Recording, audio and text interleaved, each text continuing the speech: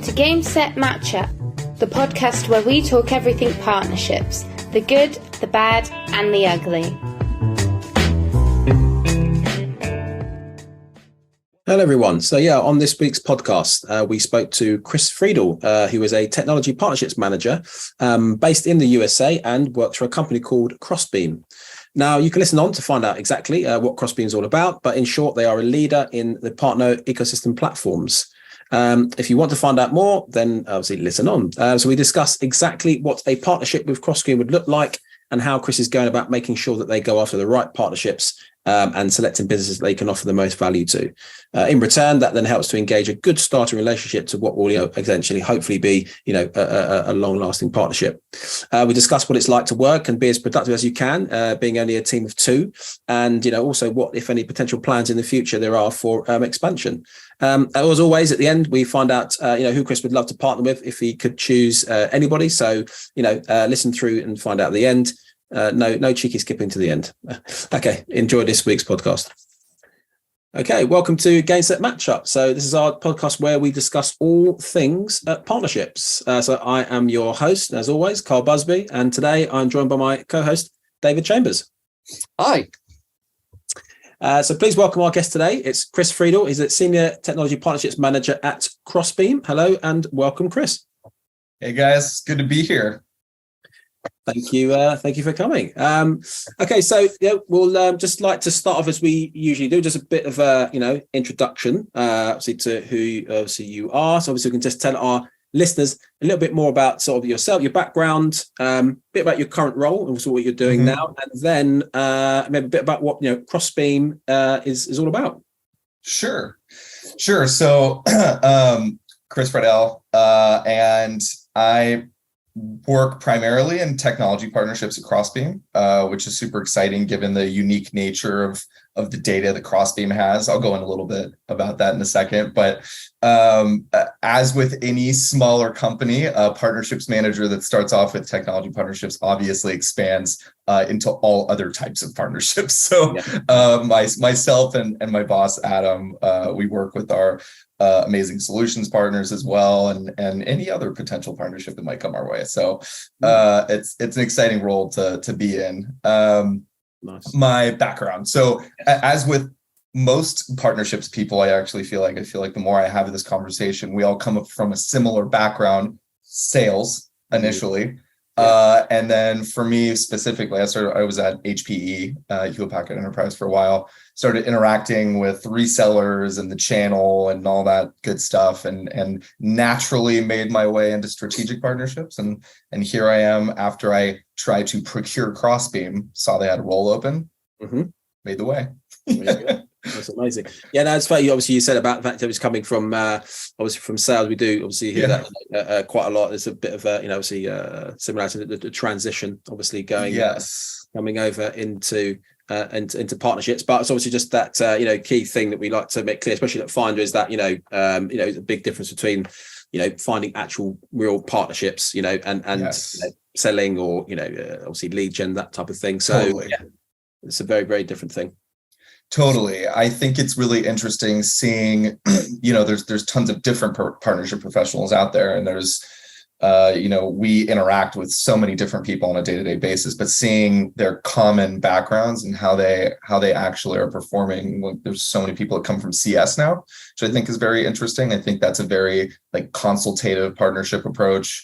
But we've seen people come from the sales side for a long time. So I think that's also important given how much we interact with sales, knowing what drives them, what their goals are. Then you're able to communicate from an empathetic way rather than imagining where they might be driven. Right? So before I just totally go on a go for it, please. No, I'm thinking, you're absolutely right. There's huge synergies between partnership and sales. I've got obviously a lot of sales background experience as well. And ultimately, at the very start of the conversation is a pitch, right? You're telling a little bit about you in the hope that you can gather a bit of interest, and then it kind of goes from there. So interesting to hear that you're from sales, that you're recognizing that as well, because they kind of do go hand in hand. A lot of the times you mention the word, the S word, the dreaded sales word, and it, a lot of people just go, no, don't, it's not sales. But to to a granular level, it absolutely does start off that way, and then it blossoms into a partnership. Totally. So it's great to see that you've got the similar experience as what I've had to date as well. Yeah, definitely. And before I ignore the last part of the question, I'll talk a little bit about Crossbeam. For those of you, I guess I'll mention it.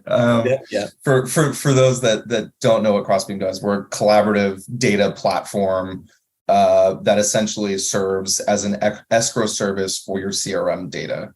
So a very typical workflow for partner managers and myself, this is how I found Crossbeam in the first place, was any new partnership, one of the first things that you do is you share spreadsheets and try and figure out where you can collaborate. What's the first step? Which accounts do we focus on?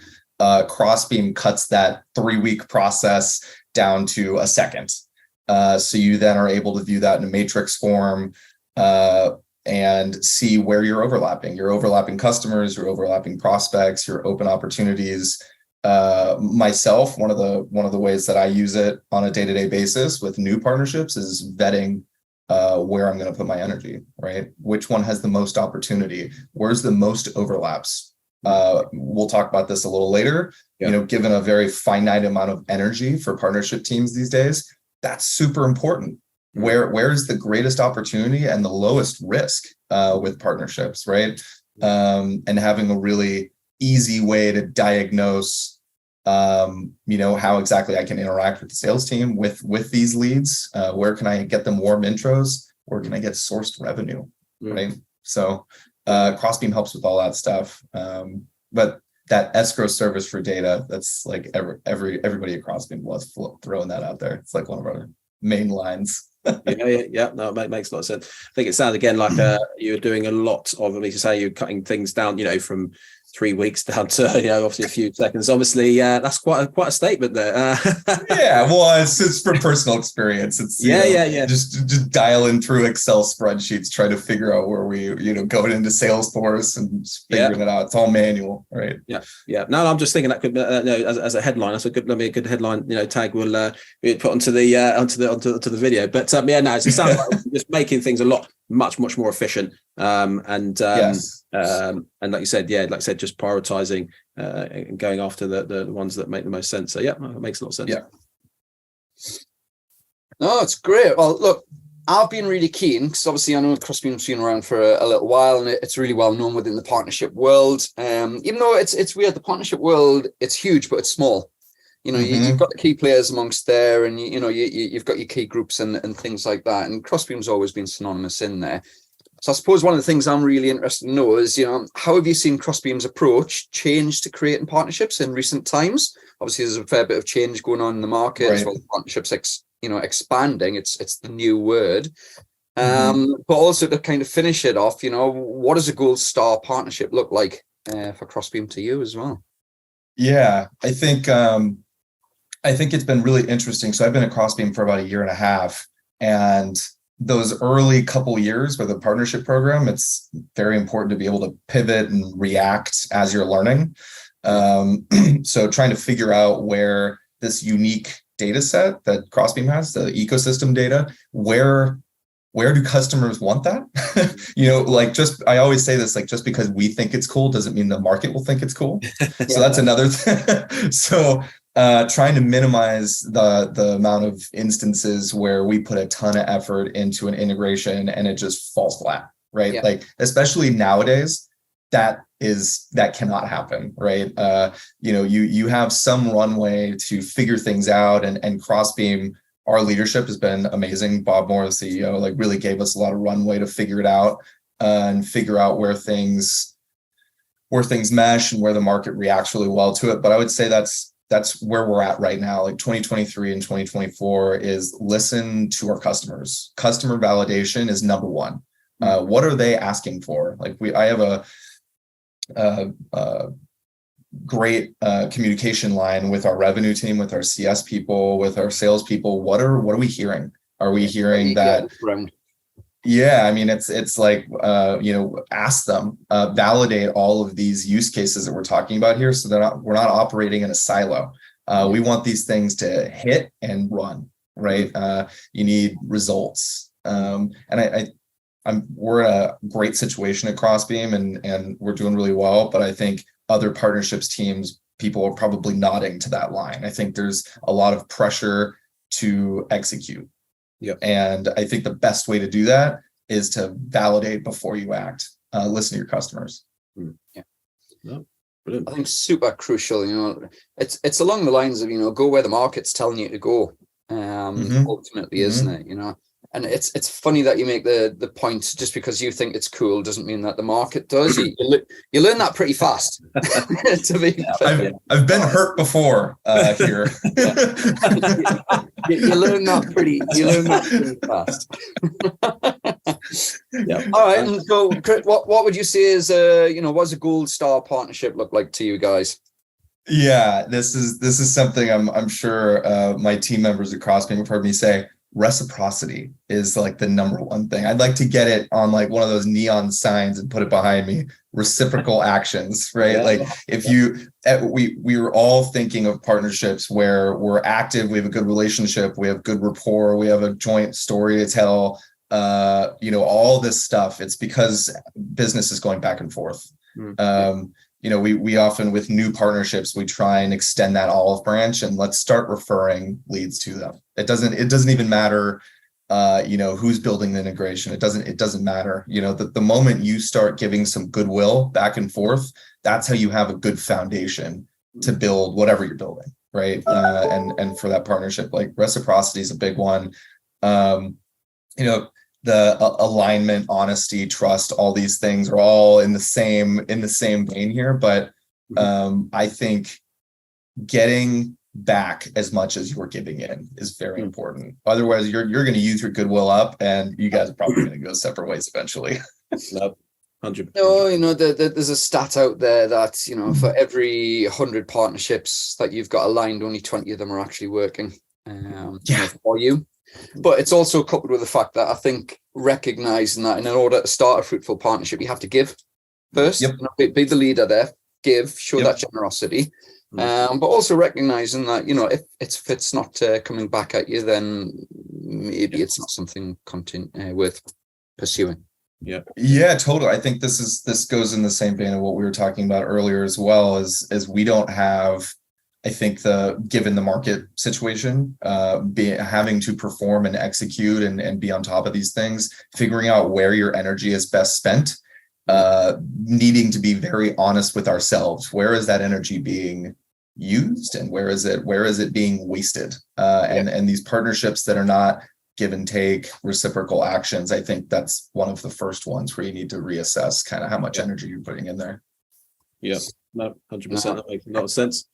I was going to say, just keeping on that, the theme of the partnership. So, obviously at Finder, we're all about, getting businesses to obviously speak to each other, better decision makers in terms of trying to help create those partnerships. So, just obviously at the moment, like, how are you sort of going about, you talked about what Gold Star one looks like and what you. How are you sort of going about trying to create them? It's interesting when I look at my last role compared to Crossbeam. I was doing a lot more hunting for partnerships than I am now. I benefit from Crossbeam being a partnership tool, which I'm sure you guys run into that too. We're a lot of people are finding out use cases and thinking about things while they're using Crossbeam, and then they'll reach out to their sales team member and say, "Can I get in touch with the partnerships team?" So I have a ton of conversations. Our pipeline's huge for new partnerships, and I find myself in a little bit more of a creative role, which is great. Where I kind of am thinking, "Oh, well, what can we do there? Does that make sense?" That's a new idea, and being able to think through all these different and new use cases, which gives us new hurdles down the road when you come out with these new use cases for integrations, and the market's like, I don't know how to use that. That's how we find ourselves in the role where the market doesn't think it's as cool as we do. So we need to do a little bit more homework before we get there. But I think that's probably why it fits my personality very well, the partnerships role, is I get to have all of these discovery conversations and meeting new people and running through what's possible. Where do we align? What can we do here? What are your goals? How do we help you accomplish them? This sort of that's all the exciting stuff, isn't it? You know, discovering what is the possibilities. You know, what can we do? We've got our run of the mill, but then, you know, what else can we actually do beyond that? You know. I think that's definitely exciting. Yeah, and I think this is something that we've talked about in our with our content team. The Crossbeam content team's phenomenal. That's how I found out about Crossbeam in the first place. If you're not following the blog, you should subscribe to the blog. Nice. But yeah, little. You're welcome. Little plug there, but we'll allow it. We're going to keep that in. We're going to keep that in. And by the way, my book's out tomorrow. I wish I had something. No, I'm just kidding. No, but talking about, like, you've seen it with other creators and content people for partnerships, that an integration isn't a partnership by itself, right? So finding these partnerships where your joint story is stronger than whatever you're putting out individually as a company, right? So making sure that when you're in these discovery phases, that what you're able to do together isn't just an integration. What are you doing from the co-marketing aspect? What are you doing above that? What's your strategic relationship look like? What are all the other avenues where you can partner together? So it's a multifaceted partnership rather than just putting out a product. Like that's not what we're doing, right? There's so much more to the integration aspect of the partnerships. I think sometimes it gets boiled down too simply. Yeah. No, absolutely. I just want to touch on that. You mentioned obviously the word discovery, which obviously I think again is a big thing. And that's why, again, I got plug finding out that's why we have discovery calls, because that's exactly what they're for. Yeah. You can book one of our discovery calls, and like I said, you can run through and go through to find out, could there be a potential match or partnership sort of in the future. But yeah, just want to pick up on that. The discovery, that's a key key thing. Sales overlap right there. Yeah. Boom. Who would have thought? I'm always keen to ask this question, to be honest with you. I mean, obviously you've got a lot of experience, right? Lot of background which has led you up to this point. You've mentioned yourself, you've had a lot of discovery calls, and that's kind of the exciting part of it. So kind of looking back, maybe to your younger self, what advice would you give yourself? Maybe if you had a do's and don'ts partnership creation and development list, what would kind of go on them? So I think about this kind of what's made me successful, what's helped me. There isn't a really easy way, which I've talked about before too. I think there should be probably an easier way into partnerships. Some people are just like, how did I end up here? Sometimes, and there's always a transitionary path. Like, where do you start?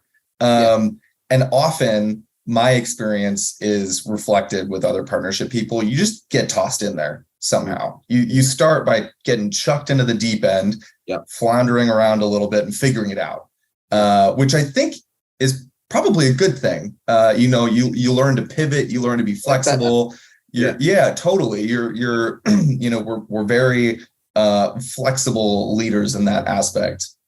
Like learning to act on instincts, new information, and being able to move really quickly. I think that's probably a benefit to that.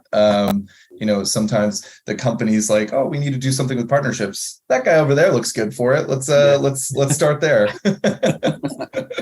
No, I'm just kidding. That's oversimplification. But still, what I would say is one of the biggest piece of advice when you're first starting out is, or something that I realized for myself is trying to relax and realize that nobody else really knows what they're doing either. We're all figuring it out. It's the farther and farther I'm in my career, it's not just partnerships. This is like imposter syndrome, fighting the imposter syndrome idea.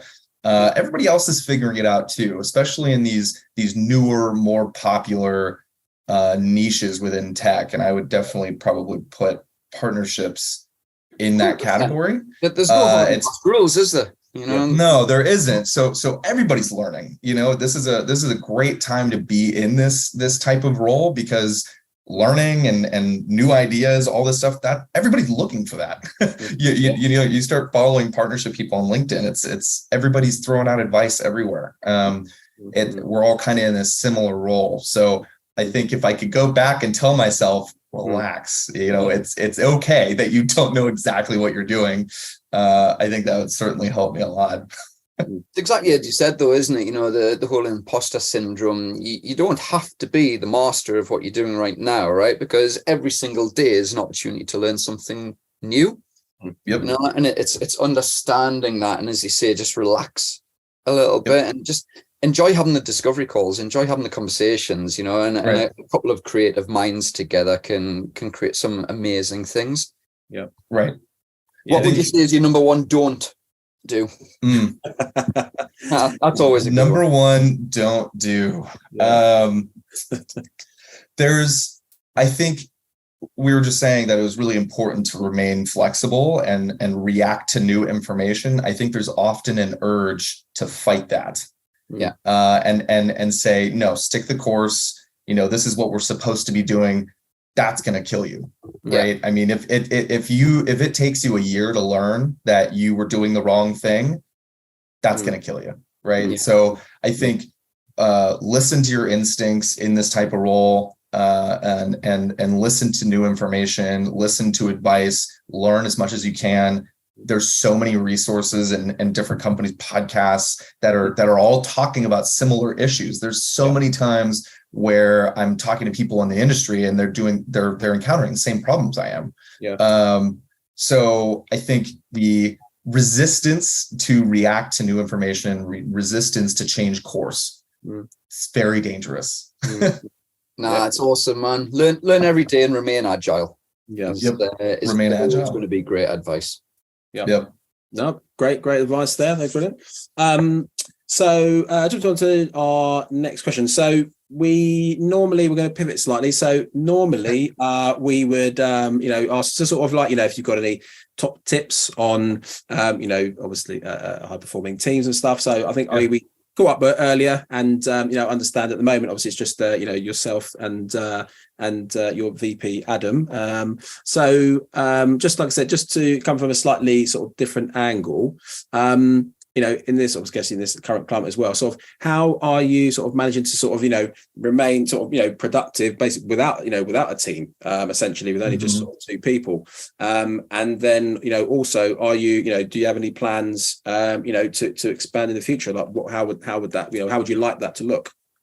Yeah, good question. We're pretty lucky at Crossbeam in the sense that we have very good cross-team communication.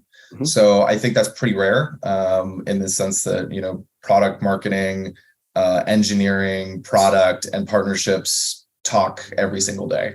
Yep. So that support makes us not feel like we're on an island. And I think that's pretty common for partnerships teams. I've encountered other organizations where that does not exist, and it definitely holds you back. So I think given that extra support, that's why we're able to operate at the high level that we do with just Adam and I. Mm-hmm. I think we're trying to figure out where would an extra person be most beneficial. This goes back to the efficiency question. We're not quite at the point where we're not able to accomplish everything that we want to with our current team. So there's no pressure to do that right now. I think that's a luxury. But where would that extra person be used most efficiently? Would it be solutions partnerships? Would it be another tech partnership manager? Would it be partner ops? Yep. It's all questions that we haven't quite figured out yet. Yep. I think the next 6 months will be very telling. Personally, it's just one question. How am I going to get more sourced revenue? I'm going to put person right there, wherever that is.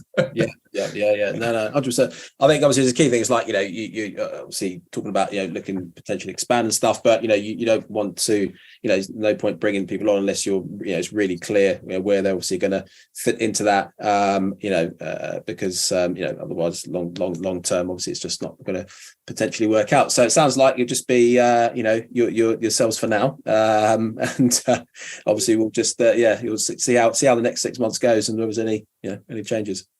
Yeah, I would expect probably sometime in 2023, but we're not we're not at that point yet where we're feeling like we're just burning opportunity by not having more bodies. I think, truthfully, we're seeing a lot of companies that we're hiring for the sake of hiring, and it's biting them a little bit. I think Crossbeam's been really, really, really smart about hiring at the right time, hiring the right people to minimize this turnover and the stress that this, all these layoffs cause. We've been really lucky. We haven't encountered that yet. So good. Yep. Yeah. All right. So, I mean, listen, we know, especially through 2022, I think partnerships has seen a real snowball, effect. It's without a doubt it's not a new buzzword on the market, but it is something that businesses have suddenly now they're shining a spotlight onto, not just help them through the economic uncertainty, but actually help them thrive continuing through it as well. So I suppose I'm interested to know, what do you think the actual future holds for businesses when it does come to creating partnerships with each other? And also, what, if anything, are you guys at Crossbeam looking to do differently? Right. Well, I think, first of all, we touched a little bit on how we're kind of altering our strategy going into 2023, reacting to the market, where time is the most important data or the most important thing for our team. How are we able to use our finite amount of time to get the most done and be the most efficient? I think one thing that Crossbeam's learning is obviously we know this ecosystem data is everything right now. Creating these ecosystems over the next couple of years for companies can be very key. For Crossbeam, we're learning that having this data available just to the partnerships team is just the first step. How are we able to get that into every area of the business? How is marketing able to hit their goals from accessing this second party data? How is we've already kind of touched it with sales. We have our Salesforce integration, so we're pumping all this Crossbeam overlap data in front of the sales team. The next 3 integrations we're releasing all have to do with getting Crossbeam data right where sellers will see it first. How are we able to have partnerships involved from step 1, right? Getting this in front of the CRO, getting this in front of marketing teams, CS teams, all that stuff. Having partnerships be at level 1 all throughout the company. I think that's just what Crossbeam's doing, but I think outside of Crossbeam, I think that's having ecosystem data available throughout the entire company is how people are going to start capitalizing on the ecosystem. We're seeing it more and more now already. But I think that's the next move. I think we're trying to capitalize on that too. I would say one other thing is I see a little bit of a shift in, everybody influenced revenue is obviously a very important metric to us, but it's a little harder to track, right? This idea of attribution and being able to define what exactly my partnership program's influence on our sales number was, which Crossbeam's trying to figure out exactly what the answer to that is too. But I think that's why source revenue is becoming such a huge topic right now. I mean, source revenue is obviously super important, but that is an indisputable number. This is what we produced. This is the pipeline that we handed over to the revenue organization. It's a little less from it. Right. Yeah. So I see a lot of teams trying to not necessarily justify their existence, but it's a bulletproof number. This is what we did. This is what we pulled in from our ecosystem. Here's our value, rather than having to necessarily explain where this influence number is coming from. I think of it. I don't know if you guys ever watched Always Sunny in Philadelphia, but Charlie with the red strings all over the wall trying to explain something really complicated. It's just a poor partner manager. It's a poor partner manager trying to explain. What else can I hang me hat on? That's because of us as well. It is though, isn't it? I'm seeing less and less of it, but in the early days of partnerships, pretty much every meeting was a justification on why they exist. What are you guys bringing? What's the hard and fast number? Whereas now, I'm absolutely online. I'm absolutely seeing a shift in recognition towards partnerships. And although trying to tie down a physical number as to what they're actually bringing to the table, is difficult. And when you guys figure it out, please let me know as well, because it's a tough one. Yeah, but they get recognized on the overall what it actually brings to the table. You know, like you say, whether you mentioned before the whole, is it just on some core marketing on there? Is it access to new markets? Can we launch new product or service? How we got access to their customers? All that type of stuff falls under the umbrella of partnerships. So to try and quantify that is tough, but businesses are recognizing that. Totally. I mean, it's borderline impossible, right, to fully describe that. And if you're put in a situation where, especially with the current market, where partnership managers are like forced into that, and they're defending their existence, that's super difficult. So got red lines all over the place. Yeah, totally.